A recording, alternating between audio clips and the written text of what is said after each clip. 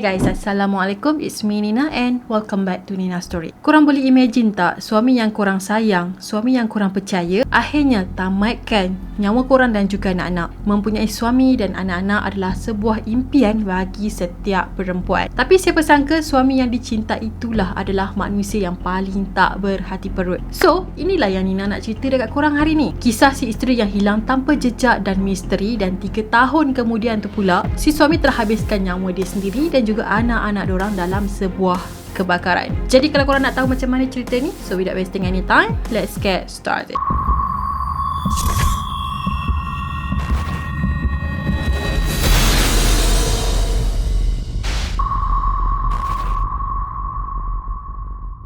Susan Powell telah dilaporkan hilang sekitar tahun 2009 di Amerika dalam keadaan yang sangat-sangat mencurigakan. Sebab apa? Sebab jasad dia langsung tak pernah dijumpai oleh sesiapa pun. Tapi polis ada jumpa telefon bimbit dia dalam kereta suami dia dan juga darah Susan di dalam rumah diorang. Tapi kan sebelum sempat kes ni settle, suami dia yang bernama Josh telah mengambil satu tindakan yang sangat drastik. Macam biasa, Nina akan ceritakan latar belakang diorang dulu sebelum Nina sambung tentang apa yang terjadi. Jadi Susan telah dilahirkan pada tahun 1981 di New Mexico dan telah dibesarkan di Washington. Susan dan Josh ni berjumpa macam couple-couple yang lain. Diorang cuma kenal 6 bulan je. Lepas tu diorang ni nekat untuk bernikah di sebuah gereja Portland pada tahun 2001. So diorang ni kenal sekitar tahun 2000 macam tu, semasa diorang ni menghadiri aktiviti gereja. So Susan digambarkan sebagai seorang pendengar yang setia, pemalu tetapi peramah. Dia juga sangat pakar dalam bidang kosmetik dan merupakan seorang pedandan rambut. Tapi lepas dia dah kahwin dengan Josh, dia tukar kerjaya dia daripada seorang pakar dalam bidang kosmetik ni kepada seorang broker pula. Manakala Josh ni pula jenis yang kerja tak tetap, selalu bertukar kerja. So lepas diorang kahwin, diorang pun pindah tinggal dengan ayah Josh yang bernama Steve. Tapi kan perangai bapa mertua Susan ni memang tak senonoh gila. Bapa mertua dia selalu skoden dia mandi, lepas tu curi spender dia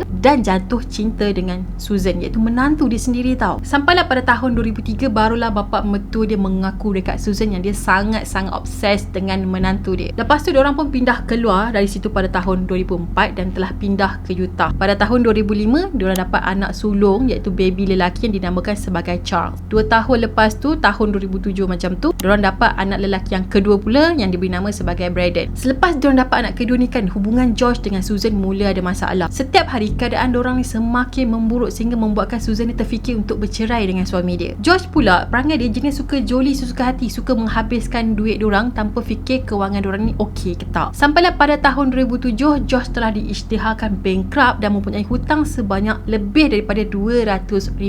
Pada tahun 2008, Susan telah menulis surat rahsia yang dia nak hantar dekat family dia. Dalam surat tu, Susan kata yang Josh akan buat sesuatu yang teruk kalau Susan cuba untuk filekan penceraian diorang. Pada masa ni, Susan memang dah mula tak percayakan suami dia lagi. Hubungan diorang dah jadi toksik sejak 3 hingga 4 tahun yang lepas. Susan juga cakap dalam surat tu, kalau dia meninggal, benda tu mungkin nampak macam sebuah kemalangan, padahal ianya tak. So dia ada juga cakap yang dia minta family dia untuk jaga anak-anak dia dengan baik. Tapi itulah, lepas dia dah tulis surat berjela-jela panjang tu, dia tak hantar pun ataupun dia tak post pun ke family dia. Surat tadi tu dia simpan dalam peti keselamatan dekat rumah dia. Sampailah pada 6 Disember tahun 2009, Susan bawa anak-anak dia pergi ke gereja. Dan itulah kali terakhir orang nampak Susan tau. Esok pagi tu, Susan tak hantar anak-anak dia ke taska dan Susan dengan Josh pun tak datang kerja. Diorang cuba call Susan dengan Josh tapi tak dapat. So pekerja taska ni call lah family Josh, nak tanya kenapa budak-budak tu tak datang taska hari ni. Sebabnya diorang dah cuba call diorang berdua tapi tak dapat. So mak Josh pun call lah polis dan beritahu anak dan cucu dia lost contact, diorang tak dapat kontak langsung. Kemudian polis pun datanglah ke rumah Josh dengan Susan kan untuk check keadaan rumah diorang ni, sama ada diorang ni ada kat rumah ke, apa jadi kat diorang kan. Tapi semua okey je. Barang-barang dalam rumah diorang pun dalam keadaan yang baik dan tak ada tanda-tanda pecah masuk rumah. Cuma ada 2 kipas pada masa tu yang tengah berputar menghala ke arah karpet yang tengah basah. Kemudian pada hari yang sama juga, dalam pukul 5 petang macam tu, Josh pun balik dengan anak-anak dia. Bila polis tanya yang diorang ni pergi ke mana kan, jadi Josh kata yang dia bawa anak-anak dia pergi piknik sebab anak dia minta. Jadi polis pun tanya, okey, Josh ada dengan anak dia, so mana Susan? Tapi Josh tak boleh jawab. Lepas tu polis terjumpa phone Susan dalam kereta dia. Polis pun tanyalah dia kan, kalau awak tak tahu Susan ni ke mana, macam mana phone dia boleh ada dalam kereta awak? Dan sekali lagi Josh diam sebab dia tak tahu nak jawab macam mana tau. Yang pelik tu kan, suhu dekat Utah pada masa tu tengah membeku. Macam mana dia boleh plan nak pergi piknik dengan anak-anak dia? Tapi kan peguam daerah tak nak filekan tuduhan ke atas family Josh maupun family Susan. Lagi satu, Josh ni memang tak nak langsung bagi kerjasama dekat pihak polis. Dia macam tak kisah isteri dia hilang tau. Pada 8 Disember pula, Josh telah sewa kereta dan dia telah drive sejauh 800 km sebelum dia hantar balik kereta tu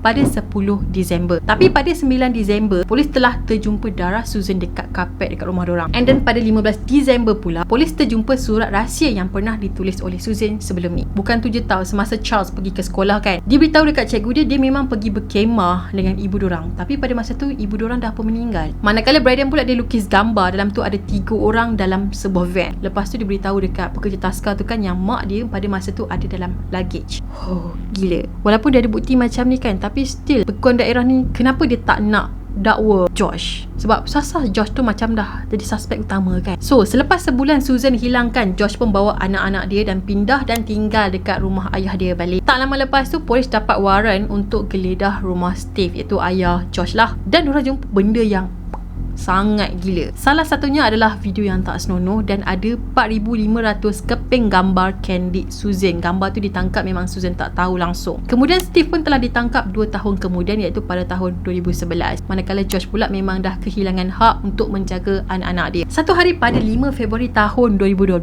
Josh ada lawatan daripada anak-anak dia. So pekerja kebajikan ni datang ke rumah Josh untuk bawa anak-anak dia. Dah berjumpa dengan Josh lah dekat rumah Josh. Tiba-tiba kan Josh tangkap anak-anak dia dan dia kunci pintu. Lepas tu staff ni ketuk lah suruh buka kan, tapi memang Josh tak nak buka. So masa ni dia dah plan sesuatu tau. Tak lama lepas tu ada bau petrol yang sangat kuat keluar daripada rumah tu. Dan pekerja kebajikan ni dah terdengar tak salah seorang anak Josh dah pun menangis. So dia pun call lah 911 kan untuk minta bantuan, dan dia kata dia memang tak boleh nak masuk dekat dalam rumah sebab Josh dah kunci pintu. Tapi kan tak lama lepas tu kan, tiba-tiba rumah Josh meletup. Josh dan anak-anak dia ada dekat dalam rumah tu tau. Jadi hasil daripada siasatan pihak polis kata okey, benda ni memang dah dirancang oleh Josh. So diorang bertiga telah disahkan meninggal disebabkan keracunan karbon monoksida. Bukan tu je, jasad anak-anak Josh ni kan ada kesan luka dekat bahagian leher dan juga kepala, dan polis jumpa kapak. So polis percaya yang Josh ni dah serang anak-anak dia dulu sebelum diorang ni meninggal disebabkan hidu asap. Beberapa minit sebelum kejadian tu berlaku, Josh sempatlah hantar email kepada family dia mengucapkan selamat tinggal. Dia juga ada withdraw duit daripada bank dia sebanyak $7,000 dan dia derma buku dan mainan anak-anak dia kepada badan amal sehari sebelum kejadian tu. Kemudian kedua-dua anak diorang ni telah disemadikan di sebelah kubur Susan. Walaupun Susan tak pernah dijumpai kan, tapi selepas apa yang terjadi dekat anak-anak diorang, kemungkinan besar juga dia telah dibunuh oleh Josh. Kemudian polis pun tutuplah kes ni pada tahun 2013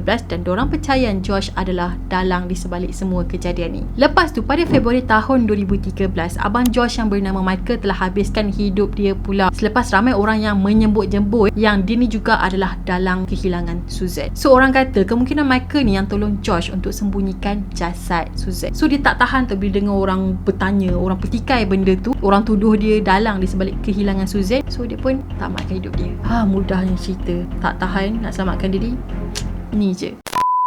Okay guys, itu sajalah perkongsian Nina tentang Susan yang sampai sekarang masih lagi tak dijumpai. Tapi selepas apa yang terjadi dekat anak-anak dia orang, Nina yakin memang dia pun dah tak ada sebenarnya. Cuma tak tahu ke mana jasad dia, itu je. Tak tahulah ke mana Josh pergi campak dia ataupun apa yang jadi dekat dia, tak tahu. Tapi itulah, Nina pelik jugalah kenapa kes ni ambil masa yang sangat lama untuk settle kan. Sedangkan anak-anak dia sendiri pun dah tunjuk bukti kata yang mak diorang dah meninggal masa diorang pergi piknik tu. Tapi kan kemungkinan besar juga masa diorang pergi piknik tu, ayah diorang ni telah buang mak diorang. Tapi diorang tak tahu nak cakapkan tempat tu kat mana sebab budak-budak kan.